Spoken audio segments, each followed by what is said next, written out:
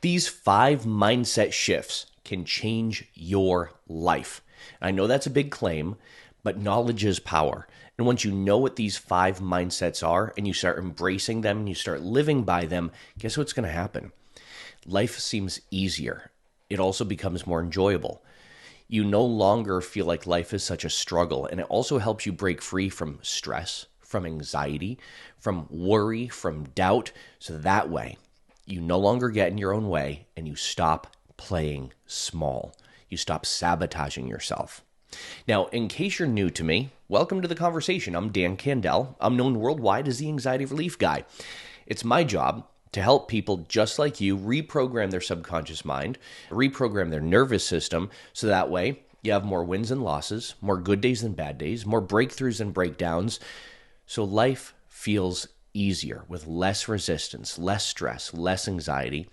And so that way you enjoy your life. It doesn't feel like such a struggle. It feels like something that you easily move through and not something that you struggle through.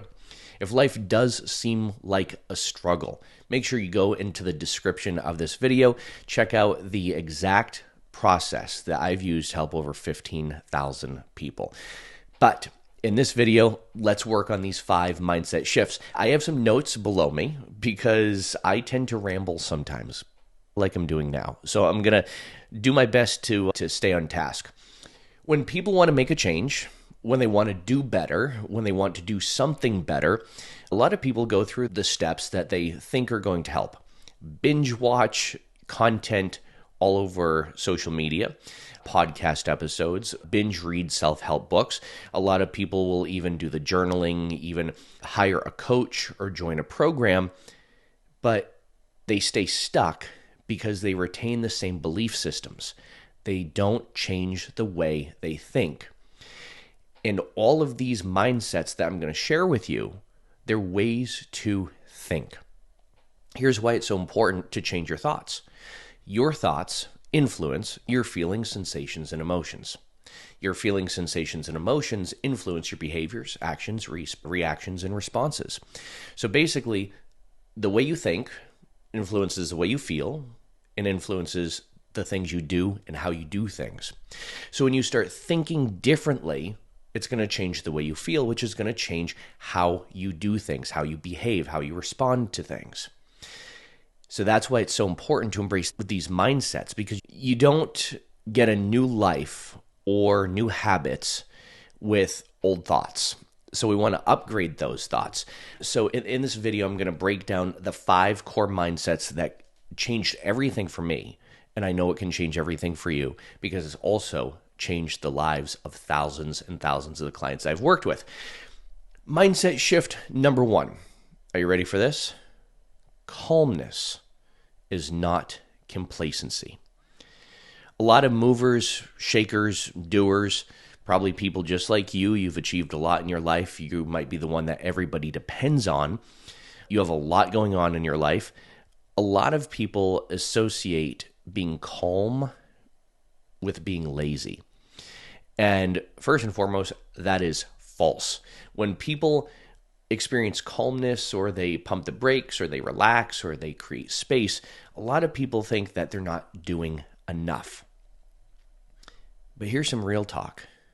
Peace is productivity. When we can pump the brakes and we slow down, sometimes we need to slow down so we can speed up. And we need to pump the brakes so that way later on we can push on the gas. Anxiety is not a personality trait. Stress isn't a badge of honor. And overwhelm doesn't have to be a lifestyle. And overwhelm doesn't mean you're doing all the right things, and it doesn't mean you're doing them all good either. Yet, anxiety, stress, overwhelm, those are all symptoms of a broken belief system. And many of us have acquired that we can't really be calm and get work done at the same time. Many of us are wired that we have to be more stressed out because stress is going to help us be proactive. Stress is going to motivate us. We believe that the more stressed out we are, the more we care about something. but it's actually the exact opposite. You can be calm and still care about something, but you're caring more because you can make even more well thought out decisions. Here's an example of this. I had a client about 2 years ago who owned an acquisition company. And this was a guy, he was like trained to be in go mode 100% of the time. He'd go on vacation with his family, and you know what he'd be doing while he was on vacation? He'd be driving around to look at properties so that way he felt productive. And you know what that did? It pissed off his wife. It upset his kids. They'd constantly say, "Where's daddy? Why is he always on the phone? Why isn't he paying attention to us?" Is that how you want people that you love to feel about you? I didn't think so. And this is where in your life you've mistaken burnout and overwhelm for achievement. We're actually wired this way very young when you think about it. When we were younger, when is the only time we would really relax? When we were sick. So when we relax, the only time we really relax is when something was wrong. And now I'm not talking about sitting back and watching Saturday morning cartoons or anything like that. I'm talking about like really give your body rest. And most of us, when we were kids, we were trained to go all the time. And if we did get sick, that's the only time we really got some peace. That's some time we really got to relax. And so many of us, we equate relaxation and calmness and peace with something wrong. Mindset number 2. This is another one that I want you to be aware of because, again, awareness is going to direct your attention and it's going to open up your what we call a reticular activating system. And I want to put these in your awareness so that way you actually fulfill these mindsets even more. This is one that really bothers a lot of my clients, and this is one of the main reasons why people come to see me. Discomfort is the cost of growth. So many people avoid anything uncomfortable. Specifically, people with anxiety will avoid anything that's uncomfortable. And if you're always comfortable, though, you're probably stuck in place or you're probably stuck. And if you're comfortable all the time, you're probably not growing because people who are constantly comfortable aren't taking risks, they're not challenging themselves, and they're usually not putting themselves out there, so they're staying small, and these are the people who get in their own way. Discomfort should be seen as data, not as danger. So when you do something new or when you go into a situation and you're uncomfortable, that should be a signal to really lean in and take any learnings or discoveries from that and to really get curious, to become an explorer, to really observe. And only then will we begin to expand our comfort zone. Avoiding discomfort keeps people in cycles. Anxiety, overthinking, stress. These are cycles that we get stuck in when we're avoiding anything that's uncomfortable. I'm also a comedy stage hypnotist and a comedian. And the world has really been changing a lot.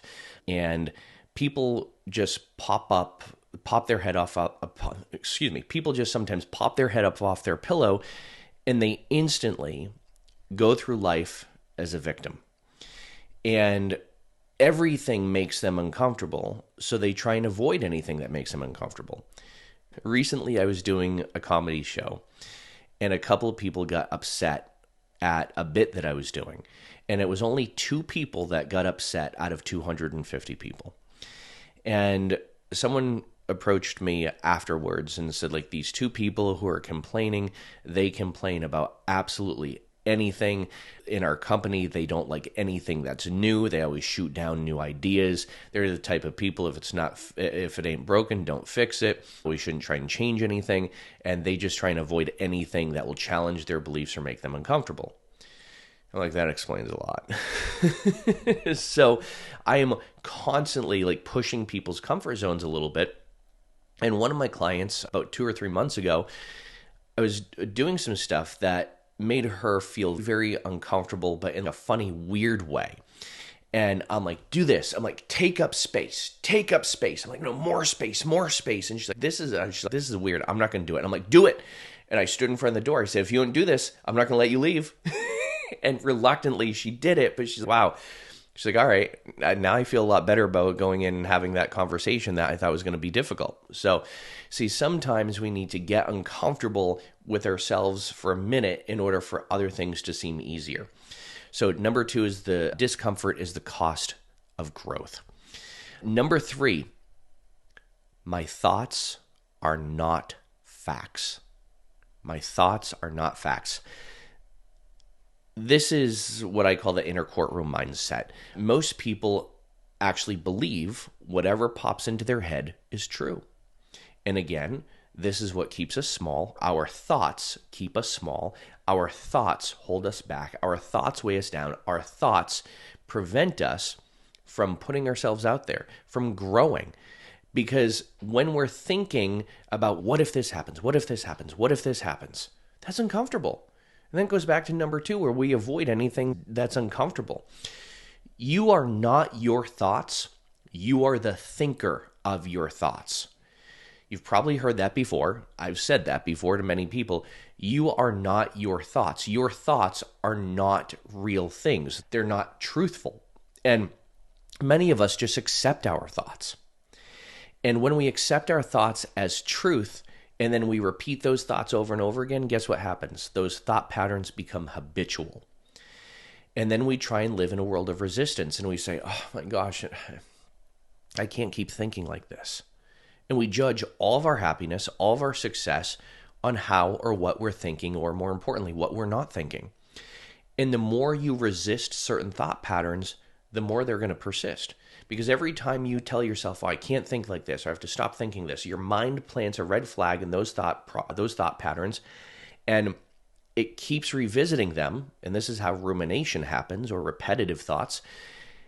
And it keeps revisiting them to try and figure out why you don't want to think about them, because the reason why you have these thoughts, your mind thinks they're there to keep you safe, or to prevent you from making reckless decisions, or prevent you from being embarrassed, or your mind thinks they're there to keep you aware about something.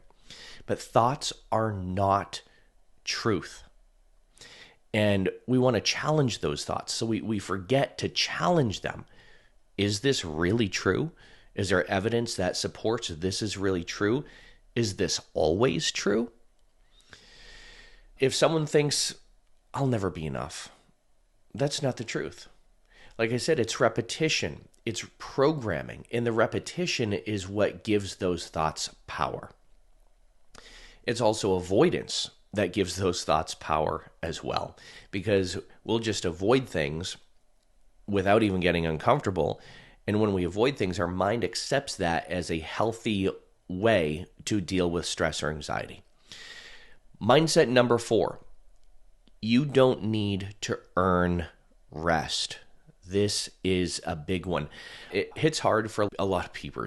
It hits hard for a lot of people who are movers, shakers, doers. A lot of people who are action takers. A lot of people think, oh my gosh, and I need to earn this vacation, or I need to earn my time off.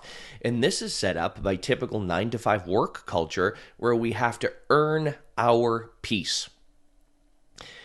How many times has someone said to you, depending on where you are in life, oh, you can rest when you're older. Or good thing you're doing this now while you're younger and you have energy. Rest is not a reward. It's regulation. Let me say that for the people in the back. Rest is not reward. It's regulation. It's what lets you actually enjoy the life you're building. We need rest in order to push on the gas. Look at it like when you're going to the gym. When you go to the gym, if you don't rest between sets, guess what's going to happen? You're going to reach muscle fatigue way too quickly, and you're going to end up injuring yourself. It's the same thing with this. If you don't take rest periods and you're not kind to your body, your mind is going to go into fatigue and your mind is going to burn out, and then you can't think clearly, and then you're making decisions from the same level as you'd make if you were drunk making decisions. They're not going to be good ones. This is where a lot of my clients have to learn not to feel guilty about resting and not to feel ashamed about resting. This is your permission slip to hand yourself and say, I can pump the brakes at times. I don't always have to be go. And it's okay for me to stop and smell the roses every once in a while. Now, me saying it is one thing, but you subconsciously feeling it and believing it is another. And that's exactly why I do the subconscious and nervous system work that I do, to help people not just know it, but to help them feel it. And finally, mindset number 5. Identity drives behavior. This is what I call the anchor mindset. You can't out-hustle a subconscious identity that still feels broken, behind, or not enough. So if you don't update your identity, you're never going to be able to have what you want. And this is a really powerful statement. Someone once said, the reason why you don't have what you want is because you're not yet the person you need to be to have it, or something like that. And I think that's really powerful because many of us have these old identities from when we were really young, trying to solve adult problems with childlike resources, with all these stuck emotions that are stuck in our nervous system, still keeping us stuck. So most people try to change behavior, but they don't change the story of who they are. They don't change that subconscious program. If you don't change the subconscious program, the behavior is never going to change. If you don't change the thoughts and the belief systems that go with that behavior, the behavior is never going to change. So this is where I want you to start asking, who am I becoming? Not what do I need to fix? Who am I becoming? This is where, like I said, where subconscious reprogramming comes in, hypnosis, belief work, values work, identity resets. And this is all the deep inner work that I do with people. And this is a work I love because it's not just about overcoming anxiety and stress and overwhelm. It's literally about changing the person that you are. So to recap, these aren't surface level mantras. They're ways to think, to actually rewire how you think, how you feel, and how and what you do. The best thing to do is to pick one of these mindsets and start living like it's already true. And just see what happens. Just see what happens. Become curious. Become an explorer of your own mind, your own belief systems, and your own identity. When you start changing the thoughts, all of a sudden, the feelings, sensations, and emotions connected to those thoughts are going to change as well. And that's going to change your behaviors, your actions, your reactions, all from changing the narrative, from changing the story in your mind. If this hits home and you do want my help to reprogram your mind and create that ideal 2.0 version of you, whether it's rewiring your mind away from anxiety, stress, reprogramming trauma, whatever it is, that's exactly what I do in my Break Free Collective. There's going to be a video that pops up around here somewhere, or the link is in the description to this video, where you can actually learn the exact process of how I've helped over 15,000 people and how it can help you too.